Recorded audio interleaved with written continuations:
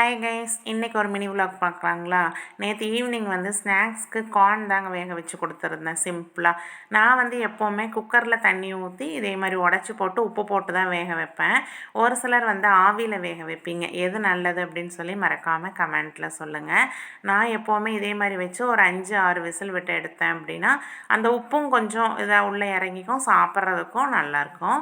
நைட்டுக்கு பார்த்திங்கன்னா அப்ப மாவு தாங்க அரைச்சி வச்சுருந்தேன். காலையிலே அரைச்சி வச்சுட்டேன். நேற்று வந்து இங்கெல்லாம் ஷட் டவுனுங்கிறதுனால அது சுடுறதுக்கு ஒரு மணி நேரத்துக்கு முன்னாடி கொஞ்சமாக பேக்கிங் சோடா போட்டு நம்ம வந்து கலந்து வச்சிட்டோம் அப்படின்னா சுடுறப்போ நல்லா சாஃப்டாக இருக்கும். அதுக்கு வந்து தொட்டுக்கிறதுக்கு கடலைக்கறி தாங்க ரெடி பண்ணேன். அதுக்கு நான் வந்து வெள்ளை சுண்டல் தான் ஊற வச்சுருந்தேன்.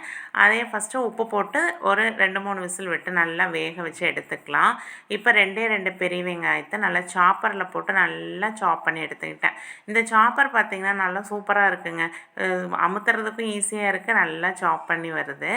இப்போ ஒரு பேனில் தேங்காய் எண்ணெய் தான் ஊற்றிருக்கேன். கடுகு ஜீரகம் போட்டு பொரிஞ்சதுக்கப்புறம் 2 வரமிளகாய் போட்டு கருகாப்பிலும் போட்டுக்கலாம். இப்போ நம்ம சாப் பண்ணி வச்சுருக்கிற பெரிய வெங்காயத்தையும் போட்டு நல்லா வணக்கிக்கலாம். இப்போ இஞ்சி பூண்டு பேஸ்ட் நான் வந்து கொஞ்சம் தண்ணியாட்ட அரைச்சிட்டேன், அதனால் கொஞ்சம் நிறைய இருக்கிற மாதிரி இருக்குது. நீங்கள் ஒரு ஸ்பூன் அளவுக்கு போட்டிங்கன்னா போதும். அது கூடவே ஒரு பெரிய தக்காளியும் ஒரு தக்காளியும் அதே மிக்சியில் அரைச்சி போட்டாச்சு. இது நல்லா எண்ணெய் பிரிஞ்சு வந்ததுக்கப்புறம் 1 ஸ்பூன் மிளகாத்தூள், 1 ஸ்பூன் மல்லித்தூள், ஒரு அரை ஸ்பூன் கரம் மசாலா, கொஞ்சமாக மஞ்சத்தூள் போட்டு கொஞ்சம் தண்ணி ஊற்றி அது நல்லா எண்ணெய் பிரிஞ்சு வர அளவுக்கு நல்லா வணக்கிக்கலாம்.